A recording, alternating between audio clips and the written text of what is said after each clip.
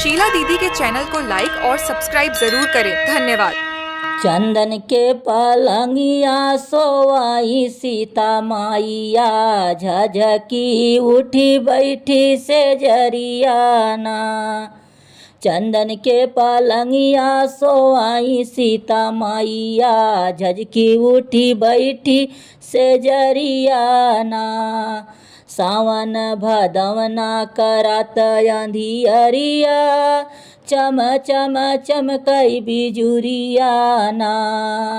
सावन भदवना करात अंधियरिया, चम चम चमकई बिजुरियाना। ठाई ठाई गिरई राम हमारी महलिया, के का उठी अब मैं जगायूँ ना।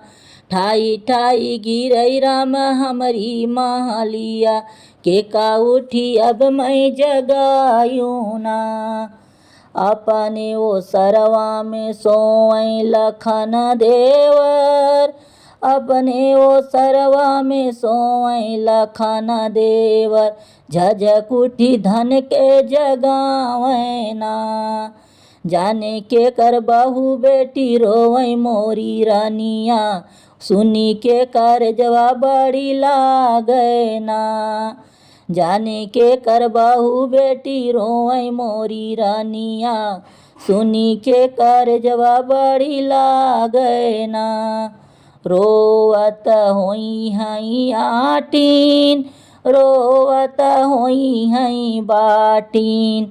रोवत होई है आटीन, रोवत होई है बाटीन। रोवत होई है कुइया पानी हारिनी ना। बीतई द मोरे स्वामी आधी के रतिया, भोरे उठी लीह तू खबरिया ना।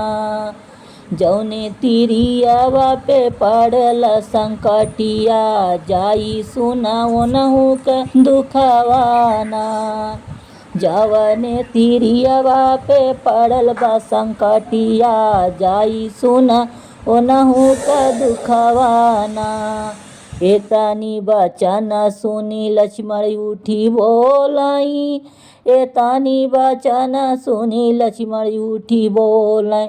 मान धन हमारी बचनिया ना। नाही रोवै आचिनी, नाही रोवै बाचिन। नाही रोवै कुइया पानी हारिनी ना। इत रोवै धन सीता भौजैया, सुने के करजवा बड़ी लागैना। इत रोवै धन सीता भौजैया, सुनी के करजवा बड़ी लागैना। एक गोड़ धैले लक्ष्मण वो सरवा, एक गोड़ धैले लक्ष्मण वो सरवा। दूसर गोड़े धैले दरवजवाना, तीसरे में ठाड़ भैले लक्ष्मण अंगनवा। चौथे में भौजी के सामनवाना।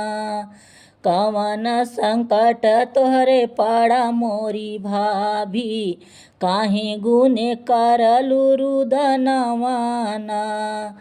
कवन संकट तोहरे पाड़ा मोरी भाभी, कौने गुने करलू रुदनवाना।